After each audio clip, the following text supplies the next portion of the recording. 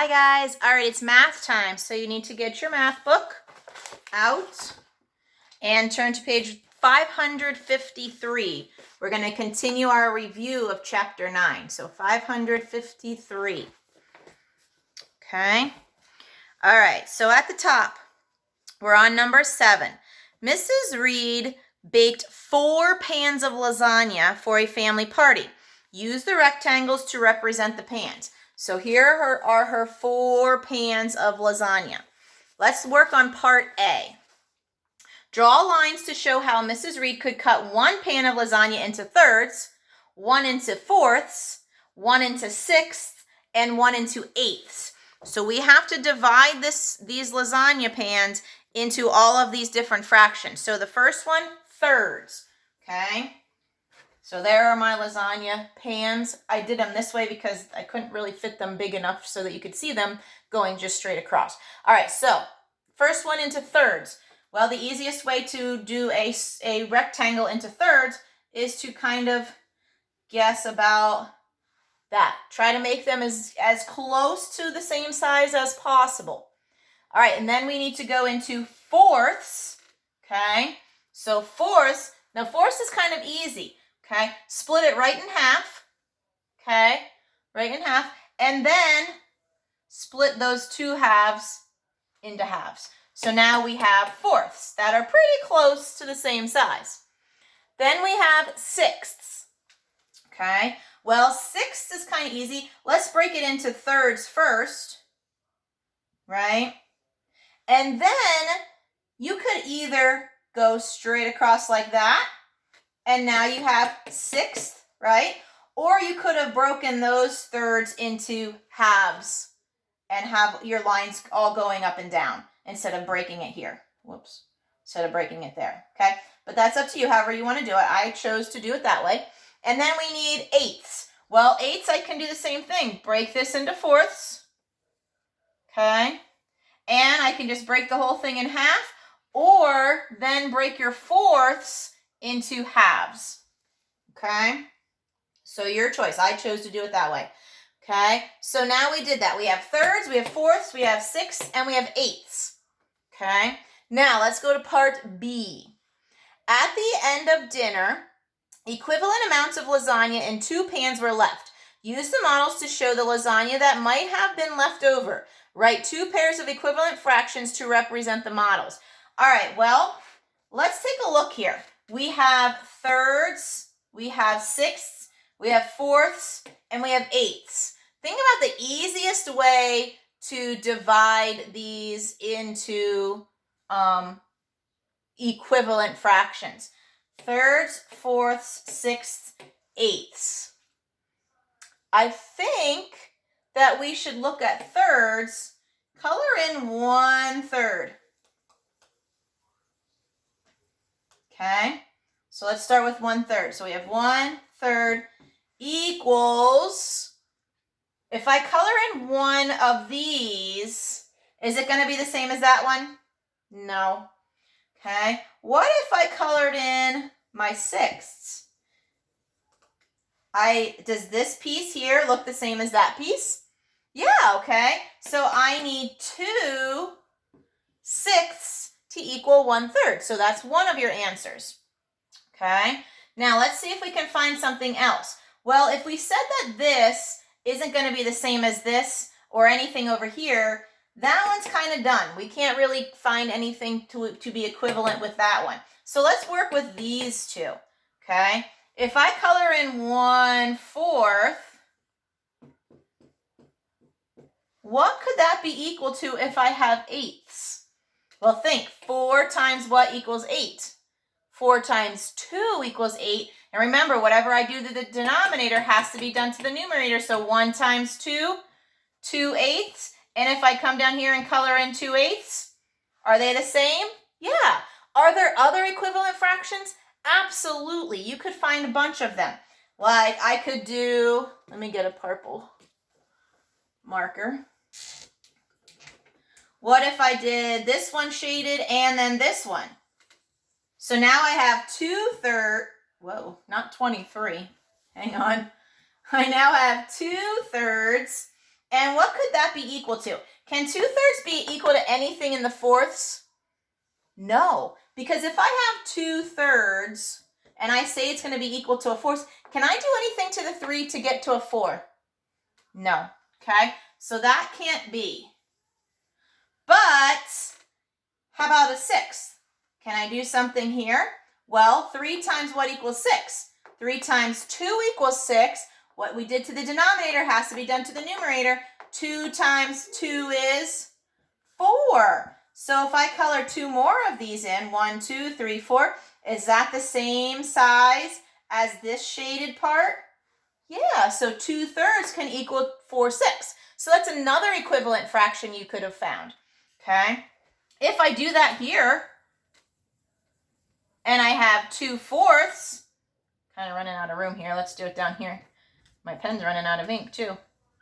And I have 2/4, what here is going to be equal to 2/4? Well, look, I'm looking at eighths, right? So 4 times what equals 8 times 2.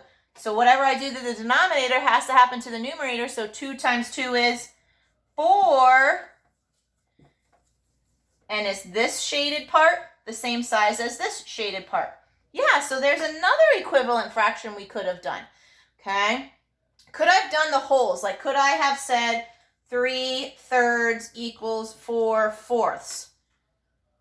I can't. Yes, they are equal. I agree with you, they're equal. But I can't because it says that there's our leftovers. And if I shade in the whole thing, that means the whole thing was eaten, and I can't do that, okay? That means they ate the whole thing, and it's not saying that. It's saying that there were leftovers. So yes, I agree that 3/3 equals 4/4 equals 6/6 equals 4 or equals 8/8. However, I can't do that as my answer because that means then they have all been eaten, and we need leftovers, okay? So I can't do this one. All right? Okay. So you should have found at least 2 sets of fractions that were equivalent. That means you need to pick 2 of these. 1/3 equals 2/6 and 1/4 equals 2/8, or 2/3 equals 4/6 and 2/4 equals 4/8. You just got to pick 2 sets, okay? All right, so those are equivalent fractions. All right, let's pop to number 8. Tom rode his horse for 4/6 a mile. Liz rode her horse for an equal distance. What is an equivalent fraction that describes how far Liz rode? Use the models to show your work. All right, hang on, let me erase this. If you think you can do it, go ahead and do it on your own right now while I erase, and then we'll check it, okay? All right, so we have this one, and we have this one. Okay, so there are your fraction circles. Okay, so Tom rode his horse for 4/6 of a mile. So here is my 6. So that would be 4/6, and this is Tom. Okay, Liz rode for an equivalent fraction, equivalent amount, the same amount. Okay, and this is her. All right, now, how can I find equivalent fractions here? Well, I have a picture that I could color. So if I color in 4 of my 6ths, okay, I will be able to look here and say, okay, I need to color in the same amount, okay? So then you would color in the same amount. Or you can think, what do I know about this circle here, this fraction circle? It's thirds, right? So I know my denominator is going to be thirds. Now, here's the tricky part. If you're trying to find equivalent fractions and your denominator of the fraction that you know, the whole entire fraction, is 6, and the fraction you're trying to figure out is less, you got to divide. So we have to divide, right? So 6 divided by something equals 3. So 6 divided by 2 equals 3. Again, what you do to the denominator has to happen to the numerator. So 4 divided by 2 equals 2. So why do we have to divide? Because my denominator over here is higher than my denominator over here. Okay, the number itself is higher. Yes, these are smaller pieces and 6 is smaller, but the number 6, when we have to figure out through this strategy, we have to divide because we're going from a 6 to a 3. Okay, 6 is more pieces than 3 pieces. So I got to divide them. So if I color into thirds, okay, is this shaded part the same as this shaded part? Yeah, if I could draw perfectly, yes, they would be exactly the same, okay? So we figured it out 2 different ways. You got to figure out a way that you like and that you understand. If you don't get this part here, this strategy, then don't do that strategy, okay? Use your shapes, okay? This is something that I just told you in case you want to try that way, okay? But you got to know when to multiply and when to divide, all right? Okay, so that's that one. Oof, all the time I do that. Number 9, Avery prepares 2 equal-size oranges for the bats at the zoo. One dish has 3/8 of an orange. Another dish has 2/8 of an orange. Which dish has more orange? Show your work. All right, well, if you know how to do it, go ahead and do it. Whoops, and let me get this erased, and then I'll do it, and you'll see if you're correct. All right, so what do we have to do? We have to compare, right? We've got to compare 3/8, and we have to compare 2/8. So compare, I know that's a sloppy 2. Compare 3/8 and 2/8. Well, I see my denominators are the same. This is the easiest one. Compare 3 and 2. 3 is greater than 2, so 3/8 is greater than 2/8. So which dish has more? The first dish. 3/8 has more. There you go. Okay, and show your work. This is what you need to have on your line. Okay, I need to see this. All right, let's turn the page. Okay, are you ready? Number 10. Jenna painted 1/8 of one side of a fence. Mark painted 1/6 of the other side of the same fence. Use greater than, equal, or less than to compare the parts they painted. Okay, let's compare. Go ahead and you can do it, and then you'll see if it's right. So I got to compare 1/8 and 1/6. All right, my numerators are the same, so I have to think of my denominators. Now remember, denominators, we got to think differently. This is 8ths, and this is 6ths, right? It's not the number 8, it's not the number 6. We are talking pieces. Okay, so the higher the denominator, the smaller the piece. So 8ths is going to be less than 6ths. Okay, so 1/8 is going to be less than 1/6. All right, you have to figure it out. Oh, you just have to compare. You don't have to say who did what. All right, so that's what you need to show on your line. That was pretty simple, right? All right, let's go to number 11. Bill used 1/3 cup of raisins and 2/3 cup of banana chips to make a snack. That does sound yummy. For 11A to 11D, select true or false for each comparison. All right, I want you to go ahead and pause the video and do 11A to 11D. All right, you should have 11A to 11D. If you marked true, I want you to jump up and down 5 times. If you marked false, I want you to touch your toes without bending your knees, okay? All right, here we go. 11A, 1/3 is greater than 2/3. That is false. Okay, so touch those toes without bending those knees.